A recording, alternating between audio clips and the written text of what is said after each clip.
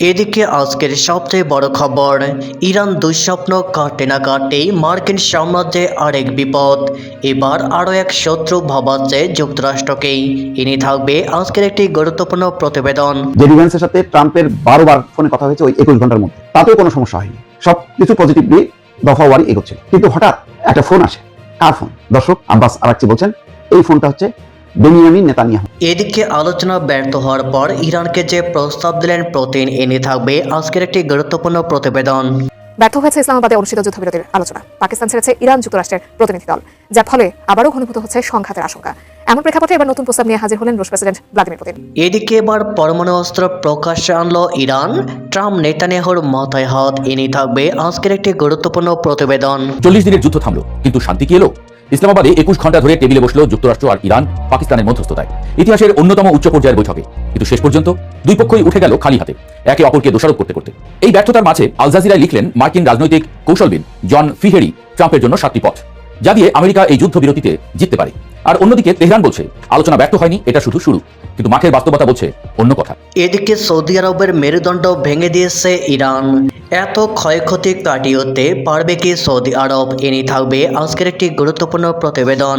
ইসরায়েলের বিরুদ্ধে সামরিক অভিযান চালাতে পারে তুরস্ক। এটি না করার কোনো কারণে ইসরায়েলের যে উপযুক্ত স্থান দেশটিকে সেখানে পাঠাতে প্রস্তুত আঙ্কারা। এবার এভাবে ইসরায়েলের বিরুদ্ধে গর্জে উঠলেন তুরস্কের প্রেসিডেন্ট রিসেপ তাইয়েপ এরদোয়ান। তুরস্ক এমন এক সময় অবস্থান জানিয়ে দিল যখন ইরানে আবারও হামলা চালাতে আট ঘাট বেঁধে নামছে ইসরায়েল। ট্রাম্পের গ্রিন সিগন্যাল পেলে ইসলামী বিপ্লবের দেশটিতে চূড়ান্ত আঘাত থাকবে ইসরায়েলি বাহিনী।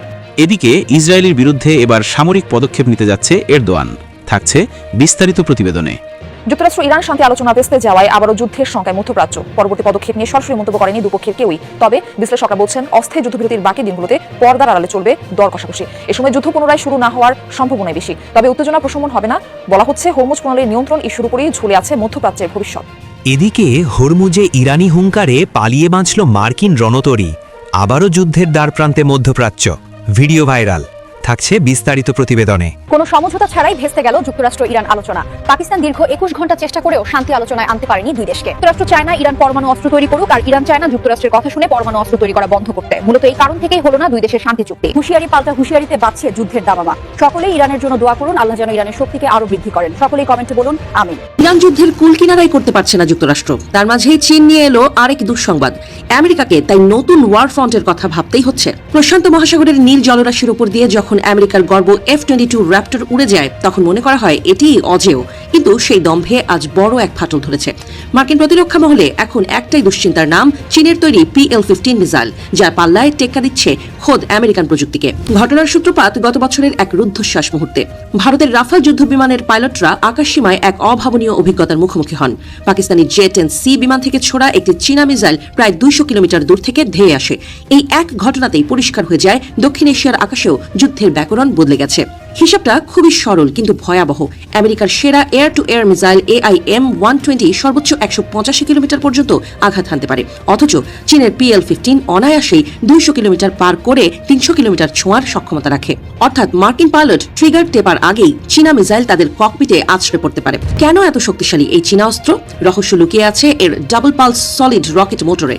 সাধারণ মিসাইলের জ্বালানি একবার জ্বলে উঠলে তার শেষ না হওয়া পর্যন্ত থামে না, কিন্তু চীনের এই প্রযুক্তিতে মিসাইলটি মাঝপথে নিজের শক্তি জমিয়ে রাখতে পারে এবং লক্ষ্যবস্তুর কাছাকাছি গিয়ে পুনরায় প্রচন্ড গতিতে ঝাঁপিয়ে পড়ে। F-35 এবং F-22 স্টেলথ প্রযুক্তির কারণে রাডারের চোখে ধুলো দিতে পারে, কিন্তু চীনের PL-15 মিসাইলে লাগানো হয়েছে উচ্চ ক্ষমতা সম্পন্ন অ্যান্টি জ্যামিং রাডার। এটি মার্কিন বিমানের ছদ্মবেশ ভেদ করতে সক্ষম। ফলে অদৃশ্য হওয়ার যে মারণাস্ত্র নিয়ে আমেরিকা গর্ব করত, তা এখন বড় সড় চ্যালেঞ্জের মুখে। শুধু গতি বা পাল্লা নয়, এই মিসাইলটি অনেকটা স্মার্ট ঘাতকের মতো। এতে রয়েছে 2-way ডেটা লিঙ্ক। যদি লক্ষ্যবস্তু বিমানটির দিক পরিবর্তন করে, তবে মিসাইলটিও মাঝ আকাশে নিজের পথ বদলে নেয়, ঠিক যেন এক শিকারী বাজ পাখি যে শিকারের প্রতিটি মুভমেন্ট অনুসরণ করছে। পিছিয়ে পড়া আমেরিকা কি তবে হাত গুটিয়ে বসে আছে? মোটেও না। চীনকে টেক্কা দিতে তারা এখন গোপনে তৈরি করছে AIM-260 নামক এক অতি ভয়ঙ্কর মিসাইল। এটি হবে আমেরিকার তুরুপের তাস, যা দিয়ে তারা হারানো আধিপত্য পুনরুদ্ধার করতে চায়। এই নতুন মার্কিন মিসাইলটি নিয়ে গোপনীয়তার শেষ নেই। তবে সামরিক বিশ্লেষকরা বলছেন এটি চীনের PL-15 এর চেয়েও দ্রুত এবং বেশি দূরপাল্লার হবে। F-22 এবং FA-18 সুপার হর্নেট থেকে এটি ছোড়া যাবে। আকাশে কে আগে ট্রিগার চাপবে এখন সেই অসম প্রতিযোগিতার মহড়া চলছে। আমেরিকা এখন কাজ করছে গোল্ডেন হর্ড প্রযুক্তিতে, যেখানে একটি মিসাইল অন্যটির সাথে কথা বলবে। যদি এক ঝাঁক মিসাইল ছোড়া হয়, তারা নিজেদের মধ্যে তথ্য আদান প্রদান করে ঠিক করে নেবে কে কোন বিমানে আঘাত করবে। কৃত্রিম বুদ্ধিমত্তার এই ব্যবহার আকাশ যুদ্ধকে এক নতুন ও জটিল মাত্রায় নিয়ে যাচ্ছে। চীন তাদের J-20 যুদ্ধবিমানে PL-15 মিসাইল মোতায়েন করে পরিষ্কার বার্তা দিয়েছে যে তারা এখন আর আমেরিকার চেয়ে পিছিয়ে নেই। এশিয়ায় শক্তির ভারসাম্য এখন নাটকীয়ভাবে চীনের দিকে ঝুঁকে পড়ছে, যা পেন্টাগনের রাতের ঘুম কেড়ে নিয়েছে। আধুনিক আকাশ যুদ্ধের দূরত্বই হলো নিরাপত্তা। 200 কিলোমিটার দূর থেকে যদি শত্রুকে দেখা না যায়, তবে পালানোর কোনো পথ থাকে না। চীন আজ সেই দূরত্বের সুবিধাকে কাজে লাগিয়ে আমেরিকার স্টিলথ বিমানের নো এসকেপ জোন বাড়িয়ে দিয়েছে। মধ্যপ্রাচ্যে যখন আবারও যুদ্ধের আশঙ্কা ঘনীভূত হচ্ছে, ঠিক তখনই হাজির হলেন রুশ প্রেসিডেন্ট ভ্লাদিমির পুতিন। এই অঞ্চলের দীর্ঘমেয়াদী অস্থিরতা নিরসনে এবং চলমান সংঘাতের অবসান ঘটাতে রাশিয়া মধ্যস্থতা করতে পুরোপুরি প্রস্তুত বলে ইরানের প্রেসিডেন্ট মাসুদ পেজিশকিয়ানকে জানিয়েছেন। রোববার ক্রেমলিন থেকে প্রকাশিত এক বার্তায় এই তথ্য নিশ্চিত করেছে। ক্রেমলিন বলছে, প্রেসিডেন্ট পুতিন ইরানের প্রেসিডেন্টের সঙ্গে আলাপকালে মধ্যপ্রাচ্যের বর্তমান পরিস্থিতির একটি সুনির্দিষ্ট রাজনৈতিক ও কূটনৈতিক সমাধানের উপর জোর দিয়েছেন। মস্কো মনে করে উত্তেজনা হ্রাস এবং সংশ্লিষ্ট পক্ষগুলোর মধ্যে আলোচনার টেবিলে বরফ গলাতে রাশিয়া একটি সম্ভাব্য মধ্যস্থতাকারী হিসেবে কার্যকর ভূমিকা পালন করতে পারে। রাশিয়ার এই উদ্যোগ এমন এক সময় সামনে এলো যখন মধ্যপ্রাচ্য নিয়ে বিশ্ব শক্তিগুলোর মধ্যে এক ধরনের স্নায়ুযুদ্ধ চলছে। একাধিক কূটনৈতিক পথ সক্রিয় থাকলেও এখন পর্যন্ত কোনো পক্ষই চূড়ান্ত সাফল্যে পৌঁছাতে পারেনি। আন্তর্জাতিক গণমাধ্যমগুলোর বিশ্লেষণ বলছে, পেজিশকিয়ানকে করা পুতিনের এই ফোন কল বিশ্বমঞ্চে রাশিয়ার প্রভাব বিস্তারের এক সুকৌশলী পদক্ষেপ। বিশেষ করে যখন অন্যান্য বৈশ্বিক শক্তিগুলো সমান্তরাল আলোচনা চালিয়ে যাচ্ছে, তখন নিজেকে প্রধান মধ্যস্থতাকারী হিসেবে প্রতিষ্ঠিত করার মাধ্যমে মস্কো মধ্যপ্রাচ্যে নিজের অপরিহার্যতা প্রমাণ করতে চাইছে। তবে এই আশার বাণীর পাশে রয়েছে ব্যর্থতার চিত্র। মধ্যপ্রাচ্যের সংকট নিরসনে সম্প্রতি পাকিস্তানে যে শান্তি আলোচনার আয়োজন করা হয়েছিল, তা কোনো ফল ছাড়াই শেষ হয়েছে। জানা গেছে, আলোচনার ব্যর্থ হওয়ার পর যুক্তরাষ্ট্র এবং ইরানের প্রতিনিধি দল পাকিস্তান ত্যাগ করেছে। ওয়াশিংটন ও তেহরানের মধ্যকার এই কূটনৈতিক অচলাবস্থা যখন নতুন করে উদ্বেগের জন্ম দিচ্ছে, তখনই রাশিয়ার মধ্যস্থতার প্রস্তাবকে অত্যন্ত তাৎপর্যপূর্ণ বলে মনে করা হচ্ছে। আন্তর্জাতিক বিশ্লেষকদের মতে, পাকিস্তানের ব্যর্থ মিশন এবং রাশিয়ার নতুন এই প্রস্তাব মধ্যপ্রাচ্যের সমীকরণকে আরো জটিল করে তুলেছে। একদিকে পশ্চিমা বিশ্বের প্রচেষ্টা হোঁচট খাচ্ছে, অন্যদিকে রাশিয়া নিজের রাজনৈতিক ও সামরিক প্রভাব কাজে লাগিয়ে এই অঞ্চলে স্থায়ী স্থিতিশীলতা আনতে চাইছে। তেহরান এবং এই অঞ্চলের অন্যান্য অংশীদাররা রাশিয়ার এই প্রস্তাবকে কতটা গুরুত্বের সাথে নেয়, তাই এখন দেখার বিষয়।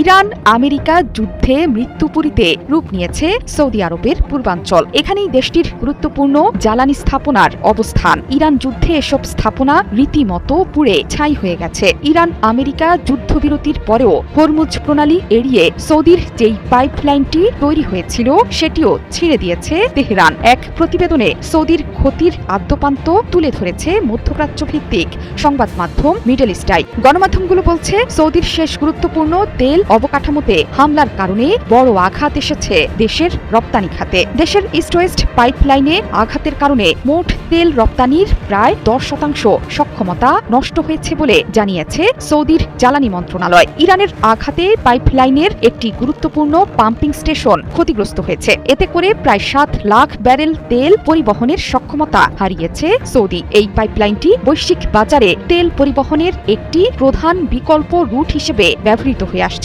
ইরান যুদ্ধে এই পাইপলাইনের গুরুত্ব বেড়ে যায় বহুগুণে। এটি সৌদি আরবের পূর্ব উপকূল থেকে লোহিত সাগরের ইয়ানবু বন্দরে তেল পরিবহন করে থাকে। শুধু ইস্ট ওয়েস্ট পাইপলাইনেই নয়, ইরান মানিফা এবং কুরাইশ তেল প্রক্রিয়াকরণ প্ল্যান্টেও বড় আঘাত হেনেছে। এতে প্রতিদিন 6 লাখ ব্যারেল তেল উৎপাদন সক্ষমতা কমেছে সৌদি আরবের। ব্লুমবার্গ বলছে, ক্ষতিগ্রস্ত হওয়ার আগে এই পাইপলাইনে দৈনিক 70 লাখ ব্যারেল তেল পরিবহন করছিল মধ্যপ্রাচ্যের তেল সমৃদ্ধ এই দেশ। এছাড়া জুবাইল, রাশতানুরা, ইয়ানবু এবং রিয়াদের বড় পরিশোধনাগারেও আঘাত হেনেছে ইরান।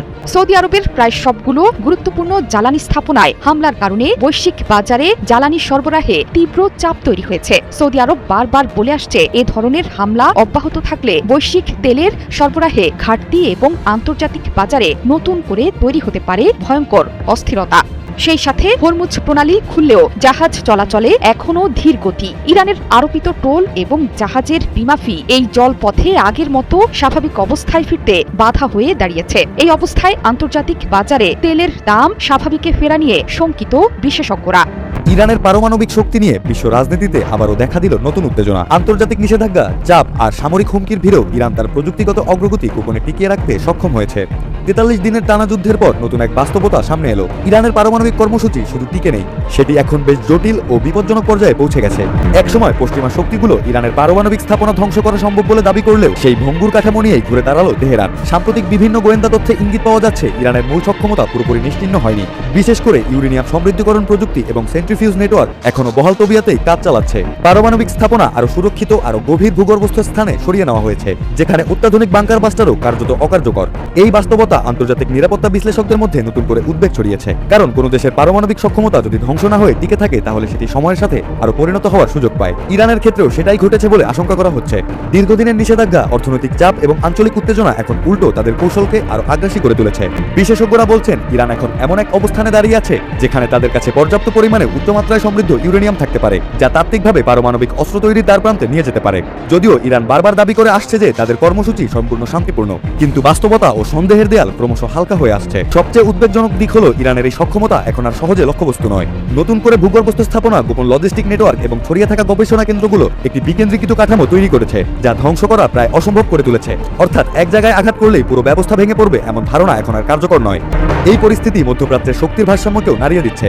ইসরায়েল, যুক্তরাষ্ট্র এবং পশ্চিমা মিত্ররা যে নির্বাচিত আঘাত বা প্রতিরোধমূলক হামলা কৌশল নিয়েছিল, তা এখন প্রশ্নের মুখে। কারণ প্রতিটি হামলার পর ইরানের সক্ষমতা পুরোপুরি শেষ না হয়ে বরং আরো ছড়িয়ে পড়ছে এবং গোপন হয়ে যাচ্ছে। বিশ্লেষকদের আশঙ্কা, এই অবস্থায় ইরান একটি কৌশলগত সিদ্ধান্তের খুব কাছাকাছি পৌঁছে গেছে, যেখানে রাজনৈতিক চাপ, নিরাপত্তা উদ্বেগ এবং আঞ্চলিক প্রতিদ্বন্দ্বিতা মিলিয়ে তারা পারমাণবিক অস্ত্রের পথে আনুষ্ঠানিকভাবে পা বাড়াতে পারে। যদি সেই মুহূর্ত আসে, তাহলে তা শুধু মধ্যপ্রাচ্য নয়, পুরো বিশ্বের নিরাপত্তা কাঠামোকে এক ভয়াবহ অস্থিরতার দিকে ঠেলে দেবে। এখন প্রশ্নটা আর শুধু কৌতূহলের জায়গায় নেই, সরাসরি বৈশ্বিক নিরাপত্তার ভবিষ্যৎ নিয়ে উদ্বেগের কেন্দ্রবিন্দুতে চলে এসেছে। এই অদৃশ্য কিন্তু ক্রমশ সক্রিয় হয়ে ওঠা শক্তি কি সত্যি দীর্ঘদিন লুকানো অবস্থায় থাকবে, নাকি খুব শীঘ্রই বিশ্বকে নতুন একটি পারমাণবিক বাস্তবতার মুখোমুখি দাঁড় করাবে, সেটি এখন দেখার বিষয়। এদিকে ইসরায়েলের বিরুদ্ধে এবার সামরিক পদক্ষেপ নিতে যাচ্ছে এরদোয়ান। ফিলিস্তিন ও লেবাননে চলমান সহিংসতার জন্য ইসরায়েলকে দায়ী করে তুরস্কের প্রেসিডেন্ট রিসেপ তাইয়েপ এরদোয়ান সামরিক পদক্ষেপের সম্ভাবনার ইঙ্গিত দিয়েছেন বলে জানিয়েছে আন্তর্জাতিক সংবাদ মাধ্যম দ্য জেরুজালেম পোস্ট। রোববার 12 এপ্রিল ইস্তাম্বুলে এক আন্তর্জাতিক সম্মেলনে দেওয়া ভাষণে এরদোয়ান ইসরায়েলকে বর্বর হিসেবে অভিহিত করেন এবং বলেন দেশটি ফিলিস্তিন ও লেবাননে বেসামরিক জনগণের উপর হামলা চালিয়ে যাচ্ছে। তার দাবি, যুদ্ধবিরতি সত্ত্বেও ইসরায়েলি হামলার কারণে প্রায় 12 লাখ লেবানিজ তাদের ঘরবাড়ি ছাড়তে বাধ্য হয়েছে। তবে দ্য জেরুজালেম পোস্ট জানায়, ইসরায়েল ও যুক্তরাষ্ট্র উভয়ই এ ধরনের যুদ্ধবিরতি চুক্তির আওতায় লেবাননের অন্তর্ভুক্ত থাকার বিষয়টি অস্বীকার করেছে। ভাষণে এরদোয়ান ইসরায়েলি পার্লামেন্ট কেনেসেটে সম্প্রতি পাশ হওয়া একটি বিতর্কিত আইন নিয়েও সমালোচনা করেন। তিনি দাবি করেন, ওই আইনটি মূলত ফিলিস্তিনি বন্দীদের লক্ষ্য করেই তৈরি করা হয়েছে। পরে সাংবাদিকদের প্রশ্নের জবাবে তুর্কি প্রেসিডেন্ট আরও কঠোর অবস্থান তুলে ধরেন এবং বলেন, প্রয়োজন হলে তুরস্ক অতীতের কারাবাখ ও লিবিয়ার মতো পরিস্থিতির উদাহরণ টেনে ইসরায়েলের বিরুদ্ধেও সামরিক পদক্ষেপ নিতে পারে। দ্য জেরুজালেম পোস্টের প্রতিবেদনে বলা হয়, তার এই মন্তব্যকে আঞ্চলিক নিরাপত্তা বিশ্লেষকরা অত্যন্ত তাৎপর্যপূর্ণ হিসেবে দেখছেন। এরদোয়ানের বক্তব্যের পর ইসরায়েলের পক্ষ থেকে তীব্র প্রতিক্রিয়া জানানো হয়েছে। ইসরায়েলের ঐতিহ্যমন্ত্রী আমিচাই এলিয়াহু তুর্কি প্রেসিডেন্টকে ভণ্ড আখ্যা দিয়ে তার বক্তব্যের সমালোচনা করেন এবং তুরস্কের অতীত সামরিক অভিযান ও অভ্যন্তরীণ নীতির প্রসঙ্গ টানেন বলে জানিয়েছে দ্য জেরুজালেম পোস্ট। বিশ্লেষকদের মতে এরদোয়ানের এই মন্তব্যকে কেন্দ্র করে তুরস্ক ইসরায়েল সম্পর্ক আরও উত্তপ্ত হতে পারে এবং কূটনৈতিক উত্তেজনা বাড়ার আশঙ্কা রয়েছে। এদিকে হরমুজে ইরানি হুঙ্কারে পালিয়ে বাঁচল মার্কিন রণতরী, আবারও যুদ্ধের দ্বারপ্রান্তে মধ্যপ্রাচ্য, ভিডিও ভাইরাল। কৌশলগতভাবে গুরুত্বপূর্ণ হরমুজ প্রণালীতে চরম উত্তেজনা ছড়িয়ে পড়েছে। মার্কিন নৌবাহিনীর দুটি অত্যাধুনিক ডেস্ট্রয়ার এবং ইরানি বিপ্লবী গার্ড বাহিনীর IRGCর মধ্যে এক শ্বাসরুদ্ধকর মুখোমুখি অবস্থানের খবর পাওয়া গেছে। ইরান দাবি করেছে, তাদের কড়া আল্টিমেটাম ও মিসাইল লকনের মুখে মার্কিন রণতরীগুলো পিছু হটতে বাধ্য হয়েছে। সূত্রের খবর অনুযায়ী মার্কিন নৌবাহিনীর দুই উন্নত ডেস্ট্রয়ার USS মাইকেল মার্ফি এবং USS ফ্র্যাঙ্ক ই পিটারসেন অত্যন্ত গোপনীয়তার সাথে হরমুজ প্রণালী অতিক্রমের চেষ্টা করছিল। ইরান দাবি করেছে, মার্কিন জাহাজগুলো তাদের পরিচয় গোপন করতে বাণিজ্যিক জাহাজের ছদ্মবেশ ধারণ করেছিল এবং আইডেন্টিফিকেশন সিস্টেম বন্ধ করে দিয়েছিল। ইরানি নৌবাহিনী সময়মতো এই অনুপ্রবেশ শনাক্ত করে সরাসরি আন্তর্জাতিক মেরিটাইম চ্যানেলে হুঁশিয়ারি জারি করে। IRGCর পক্ষ থেকে মার্কিন রণতরীগুলোকে মাত্র 30 মিনিটের আল্টিমেটাম দেওয়া হয়। ড্রোন এবং ক্রুজ মিসাইলের মাধ্যমে লক্ষ্যবস্তু স্থির লক অন করার পর পরিস্থিতি অত্যন্ত ভয়াবহ আকার ধারণ করে। কয়েক মিনিটের টানটান উত্তেজনার পর রক্তক্ষয়ী সংঘাত এড়াতে মার্কিন ডেস্ট্রয়ার দুটি তাদের পথ পরিবর্তন করে পিছু হটে যায়। এই ঘটনাটি এমন এক সময় ঘটল যখন ইসলামাবাদে ইরান ও মার্কিন যুক্তরাষ্ট্রের মধ্যে ২১ ঘণ্টার ম্যারাথন কূটনৈতিক বৈঠক কোনো সিদ্ধান্ত ছাড়াই ভেঙে গেছে। বিশ্লেষকদের মতে ডোনাল্ড ট্রাম্পের নেতৃত্বাধীন বর্তমান মার্কিন প্রশাসন হরমুজ প্রণালীতে পূর্ণ নৌ অবরোধ দেওয়ার কথা ভাবছে, যা বিশ্ববাজারে তেলের দামে বড় ধরনের বিপর্যয় ডেকে আনতে পারে। ইরান সাফ জানিয়ে দিয়েছে, ভবিষ্যতে কোনো সামরিক অনুপ্রবেশ ঘটলে তার ফলাফল হবে ভয়াবহ এবং ধ্বংসাত্মক। জেডি ভ্যান্সের সাথে ট্রাম্পের ১২ বার ফোনে কথা হয়েছে ওই ২১ ঘন্টার মধ্যে, তাতেও কোনো সমস্যা হয়নি, সবকিছু পজিটিভলি দফাওয়ারি এগোচ্ছিল। কিন্তু হঠাৎ একটা ফোন আসে। কার ফোন? দর্শক, আব্বাস আরাকচি বলছেন এই ফোনটা হচ্ছে বেনিয়ামিন নেতানিয়াহু। খুবই চাঞ্চল্যকর চমকপ্রদ কিছু তথ্য পাওয়া যাচ্ছে। ২১ ঘন্টার বৈঠক কেন ব্যর্থ হলো তার কিছু ইঙ্গিত করেছেন ইরানের পররাষ্ট্রমন্ত্রী আব্বাস আরাকচি। তিনি বলছেন বৈঠক ভালোভাবেই চলছিল এবং অনেকগুলো বিষয়ে ঐক্যমত হচ্ছিল, আমেরিকা সম্মত হচ্ছিল, ইরানও সাড়া দিচ্ছিল, মানে খুবই খোলামেলা পরিবেশে। এবং গুরুত্বপূর্ণ বেশ কিছু পয়েন্ট, কোন কোন পয়েন্টে একমত হয়েছে আমেরিকা তার বিস্তারিত বর্ণনা দেয়নি। তিনি বলছেন যে আলোচনা ভালোভাবেই চলছিল, কিন্তু হঠাৎ একটা টেলিফোন আসে জেডি ভ্যান্সের কাছে এবং তারপরেই পুরো আলোচনার মোড় ঘুরে যায় এবং আস্তে আস্তে সেটা ব্যর্থতার দিকে চলে যায়। অথচ ১২ বার কথা হয়েছে জেডি ভ্যান্সের সাথে ট্রাম্পের ১২ বার ফোনে কথা হয়েছে ওই ২১ ঘন্টার মধ্যে, তাতেও কোনো সমস্যা হয়নি, সবকিছু পজিটিভলি দফাওয়ারি এগোচ্ছিল। কিন্তু হঠাৎ একটা ফোন আসে। কার ফোন? দর্শক, আব্বাস আরাকচি বলছেন এই ফোনটা হচ্ছে বেনিয়ামিন নেতানিয়াহু। তিনি ফোন করে জেডি ভ্যান্সকে কিছু কথা বলেন, তারপরেই জেডি ভ্যান্সের মুখ কালো হয়ে যায় এবং আলোচনার মোড়ও ঘুরে যায়। এমনটাই আনন্দবাজার পত্রিকার একটা রিপোর্টে প্রকাশ করা হয়েছে যে পুরো আলোচনার মোড়টা ঘুরে যায় ওই নেতানিয়াহুর একটি ফোন কলের মাধ্যমে। নেতানিয়াহু কি বলেছেন সেটা অবশ্য জানা যায়নি। আর এই যে নেতানিয়াহু ফোন করেছেন, আব্বাস আরাকচি যেটা দাবি করছেন, এটা স্বীকার বা অস্বীকার কোনোটাই কিন্তু আমেরিকা বা ইসরায়েলের তরফ থেকে করা হয়। তার মানে ঘটনা সত্য, যে সবাই টের পেয়েছে যে ১২ বার যে কথা বলেছে ট্রাম্প, এটা যেমন সবাই উপলব্ধি করতে পেরেছে, তেমনি নেতানিয়াহুর ফোনটাও সবাই বুঝতে পেরেছে এবং তারপরেই বৈঠক ব্যর্থতার দিকে যায়। এখানে আব্বাস আরাকচি কি বলছেন যে যুদ্ধের ময়দানে আমেরিকা যা অর্জন করতে পারেনি, আলোচনার টেবিল থেকে আমেরিকা সেটা অর্জন করতে চেয়েছে। কি সেটা? কোনো পারমাণবিক কর্মসূচিতে অংশ নিতে পারবে না। এটা এমন একটা বক্তব্য যেটা স্বাধীন সার্বভৌম দেশের জন্য অত্যন্ত অপমানজনক। পারমাণবিক কর্মসূচি দুইভাবে ব্যবহার হয়, যেমন পারমাণবিক চুল্লি, পারমাণবিক বিদ্যুৎ কেন্দ্র, সেটা যেমন দেশের অর্থনৈতিক উন্নয়নের জন্য বিনিয়োগ করা যায়, আবার একেবারে মারণাস্ত্র হিসেবে বোমা অস্ত্র তৈরি করা যায়।